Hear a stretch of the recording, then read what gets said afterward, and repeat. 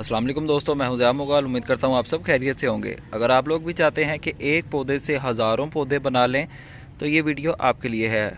तो आएँ अपनी वीडियो स्टार्ट करते हैं। अब ये आपके ऊपर डिपेंड करता है कि आप उससे कितने पौधे बना सकते हैं, आपके पास कितनी स्पेस है। आप चाहें तो 50 पौधे भी बना सकते हैं एक पौधे से, आप चाहें तो 100 बना सकते हैं, आप चाहें तो हज़ारों पौधे भी बना सकते हैं एक पौधे से। तो ये आपने किस तरह करना है और आप घर पे इजीली एक पौधे से ज़्यादा पौधे किस तरह बना सकते हैं, तो आज की वीडियो में आपको यही बताऊंगा। जी तो दोस्तों, आप दो तरह से अपने प्लांट्स को प्रोपागेट कर सकते हैं, यानी अपने प्लांट्स को मल्टीप्लाई कर सकते हैं। एक तो मेथड आपको पता है कि बीज के ज़रिए प्लांट्स को प्रोपागेट किया जा सकता है। तो दूसरा मेथड ये है कि आप प्लांट को कलम के ज़रिए यानी उसकी ब्रांच के ज़रिए उसको प्रोपागेट कर लें, अपने प्लांट्स को मल्टीप्लाई कर लें। तो सबसे पहले आपके पास मदर प्लांट होना चाहिए, जिससे कि आपने प्लांट्स को कट करना है, कटिंग्स को कट करना है और उनको ऐसा कटिंग लगाएंगे तो इंशाल्लाह उनकी ग्रोथ स्टार्ट हो जाएगी और हमारे प्लांट जो हैं वो एक से काफ़ी ज़्यादा प्लांट्स हम उनको बना लेंगे। तो ये है जी हमारा वॉन्डरिंग जू का मदर प्लांट। एक आपने कटर पकड़ लेना है या कोई भी सीज़र पकड़ लेनी है और अपने मदर प्लांट को जो है वो आपने कट करना है, उसकी ब्रांचेस को, जो अपर शूट उसका न्यू ग्रोथ कर रही है।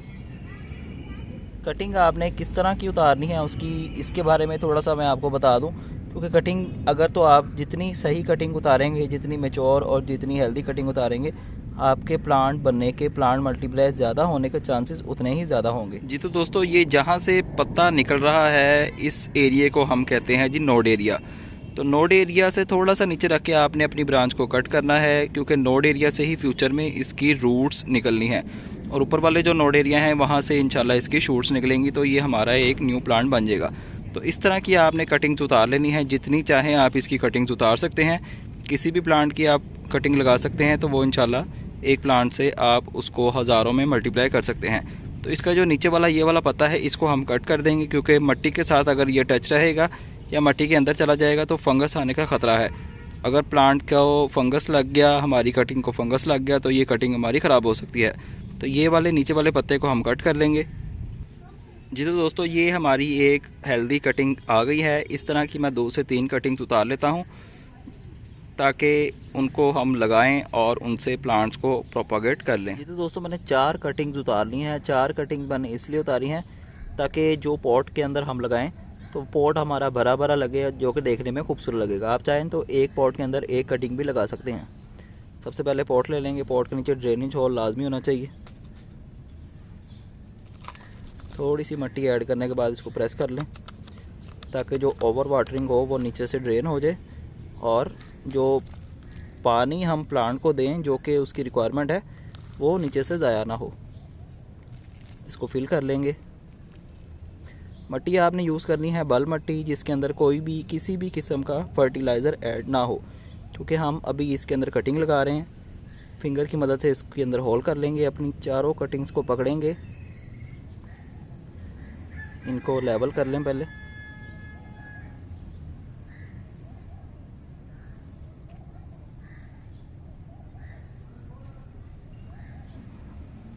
लेवल करने के बाद इनको पकड़ेंगे और इनको इसके अंदर लगा देंगे।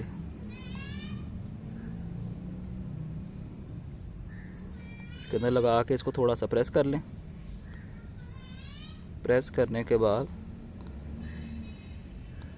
प्रेस करने से फ़ायदा ये होगा कि कटिंग हमारी स्टेबल हो जाएगी और जब हम इसे पानी देंगे तो पानी एक साइड से नीचे से ड्रेन नहीं हो जाएगा। इसको थोड़ा सा पटक लें ज़मीन पे। थोड़ी सी और मिट्टी ऐड करेंगे इसके अंदर।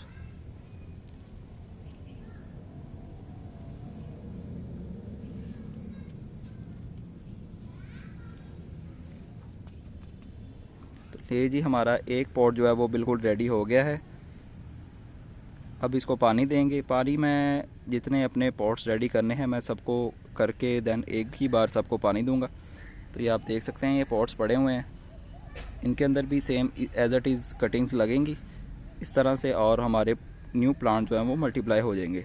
तो मैं उनके अंदर भी कटिंग्स लगा लूँ, देन इनको एक ही बार पानी देंगे और बाकी का प्रोसेस देखते हैं हमने क्या करना है, ताकि हमारे जो ये हमने कटिंग्स लगाई हैं ये ख़राब ना हो और अच्छे से इनकी ग्रोथ स्टार्ट हो जाए। तो स्टे विद अस। कोशिश करें कि जो आपने कटिंग उतारी है वो ज़्यादा लंबी ना हो। मैक्सिमम आप कटिंग उतार सकते हैं इसकी 4 से 5 इंच की, जिससे कि आपको अच्छा रिज़ल्ट देखने को मिलेगा। ज़्यादा लंबी कटिंग उतार लेंगे तो वो अपनी जर्मिनेशन में प्रॉब्लम करेगी। छोटी से छोटी कटिंग उतारें, 3 से 4 इंच की भी कटिंग उतार सकते हैं और 4 से 5 इंच की भी। तो एवरेज साइज़ की कटिंग उतारें ताकि आपको अच्छा रिजल्ट देखने को मिले। जी तो दोस्तों, कटिंग्स हमारी लग चुकी हैं, अब टाइम है इनको पानी देने का। तो पानी हम देंगे जी बारीक शावर की मदद से।